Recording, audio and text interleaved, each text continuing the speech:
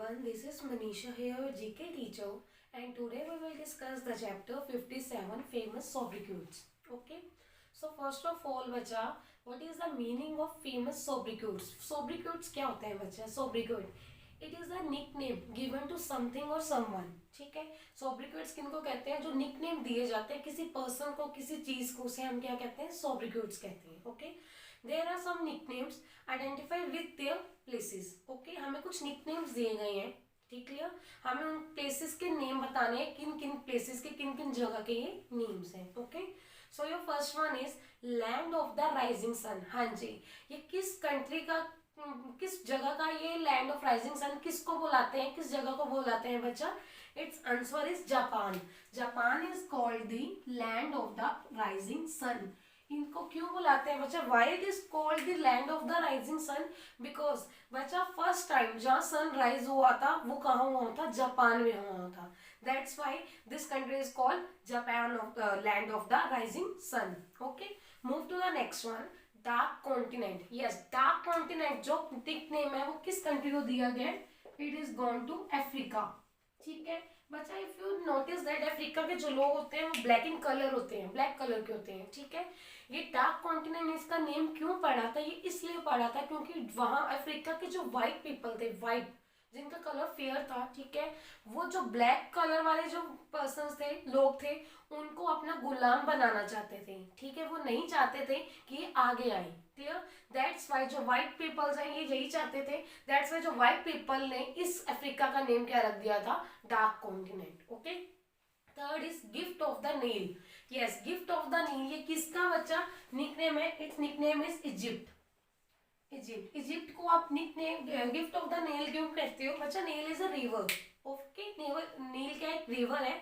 आपको पता है कि इजिप्ट में क्या है? बहुत सारे डेजर्ट है, वहां कोई भी मीन टू से कोई पानी का कोई सोर्स नहीं है. ठीक है, सो इसलिए इजिप्ट को गिफ्ट ऑफ द नाइल इसलिए कहते हैं. जो नाइल है वो एक रिवर है जो इजिप्ट के लोगों के लिए वो एक बहुत सारा क्या कहते हैं उसको अच्छी रही थी.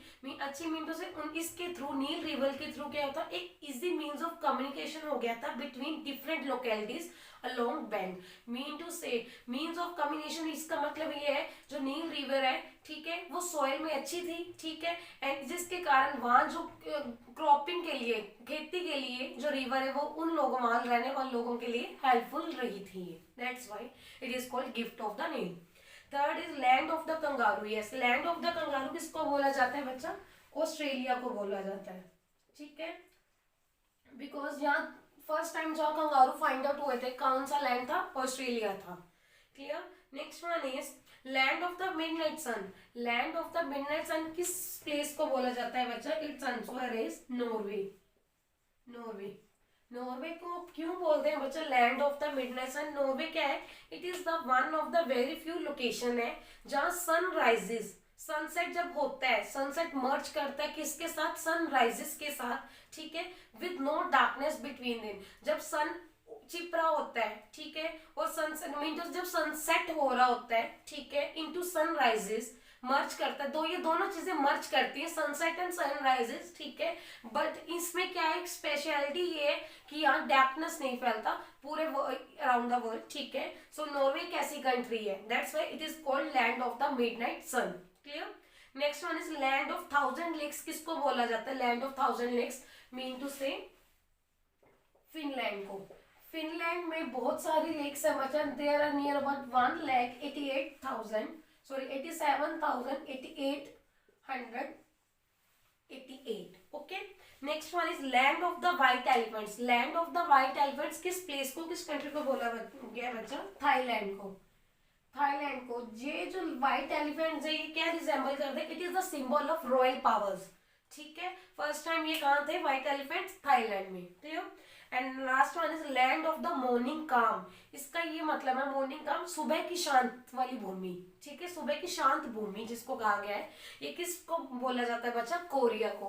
कोरिया को मतलब ही क्या है? High and beautiful. क्लियर, वहां का जो सीन था, सीनरी थी मीन टू से, वो बहुत अच्छी थी सुबह के टाइम. क्लियर, नॉर्वे डायरेक्ट में Shillong is known as the Scotland of the east.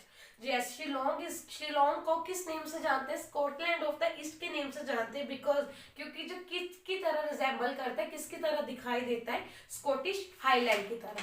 Move to the next chapter, books and authors बचा। There are some questions regarding some books, ठीक है, मीन टू से बुक्स के name तो दिए गए हैं, हमें उन ऑथर्स के नेम फाइंड आउट करने हैं, ठीक है, जो लेखकों ने जो जो बुक्स राइट की हैं हमें उनके बारे में डिस्कस करना है। Identify the authors with the help of clues. So your first one is, his real name is Samuel Langhorne Clemens. उनका रियल नेम क्या है? सैमुअल लोगहर्ने क्लेमेंस था। He is popularly known by his pen name. छोटे name से इनका name क्या है बच्चा? जिसको फुल नेम तो ये है बट इनका शॉर्ट नेम क्या है, पेन नेम क्या है बच्चा? It's name is mark Twain. Mark Twain. इन्होंने टोटल बच्चा कितनी बुक्स लिखी थी? इन्होंने टोटल 144 बुक्स लिखी थी, मीन टू से पॉइंट्स लिखी थी, ठीक है, 144। Okay, next one is, no sorry 144 नहीं बचा, 28 बुक्स लिखी थी, सॉरी 28 बुक्स राइट की थी इन्होंने। Clear? Next one is, he is widely regarded as the greatest play writer. मतलब कि ये इनको किस में से महान माना जाता है? ग्रेटेस्ट प्ले राइटर थे ये, एंड ऑथर थे ऑफ अपने टाइम के, एंड इनको रेफर्ड एज द बार्ड के नेम से रेफर किया जाता है। It's answer is William Shakespeare. William Shakespeare. William Shakespeare. बच्चा इन्होंने टोटल कितनी बुक्स? इन्होंने 39 प्लेज लिखे थे, प्ले किए थे, 39 प्ले को राइट आउट किया था। 154 सोनेट। सोनेट होता है बच्चा 14 लाइंस की जो पोएम होती है उसे हम सोनेट कहते हैं, ठीक है, एंड 2 लॉन्ग नैरेटिव पोएम्स लिखी थी, ठीक है, 2 लंबी narrative NARRATIV narrative poems write out की थी इन्होंने। Next one is, he was an essayist and a poet but ये क्या थे? He was an essayist and a poet थे, but is best known for his book. किस book के लिए जाने जाते थे ये? गुलिवर्स ट्रैवल के लिए। So it's answer is Jonathan Swift. Third is JONATHAN, Jonathan Swift. Clear? Next is, this English novelist considered, ये जो इंग्लिश नॉवलिस्ट है considered the greatest of Victorian era. Victorian era मतलब विक्टोरिया के युग के time के ये ग्रेटेस्ट रह चुके, कंसिडर, ये महान, इनको कंसिडर किया गया इंग्लिश नॉवलिस्ट को, जो किसके लिए जाने जाते हैं? अपनी नॉवेल्स के लिए। उन नॉवेल्स के नेम है एक Christmas carol and David Copperfield. Name that's author बच्चा Charles Dickens. Third answer is CHARLES, Charles Dickens, DUCKENS, Dickens. Clear? Next, fifth is, this young author diary written during the time of war was published as a book after her death. मतलब ये young author diary जो इसकी rate लिखी गई थी, ठीक है, during the war of time, कब लिखी थी इसने? during the टाइम जब ये लड़ाई लगी हुई थी वहां, बट ये पब्लिश कब हुई थी? उसके डेथ के बाद पब्लिश हुई थी। हमें इस ऑथर का नेम बताना है। इट्स आंसर इज एने फ्रैंक। एने फ्रैंक, ये जर्मन की थी बच्चा, एने Frank. Okay, and last one is, he is famous for his science fiction and adventure novels. के लिए साइंस से रिलेटेड इन्होंने क्वेश्चंस दिए थे एंड एडवेंचर नॉवेल्स, ठीक है। He wrote a journey to the centre of the earth, ठीक है। So it's answer is Jules Verne. Yes, sixth is Jules, JULES, Jules, VERNE।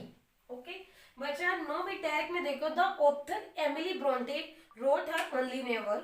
Author जो थी एमिली ब्रोंटे ने अपनी नॉवल लिखी थी Wuthering Heights using the pen name Ellis Bell के name से। आई होप बच्चा this both chapters are clear to everyone. Thank you.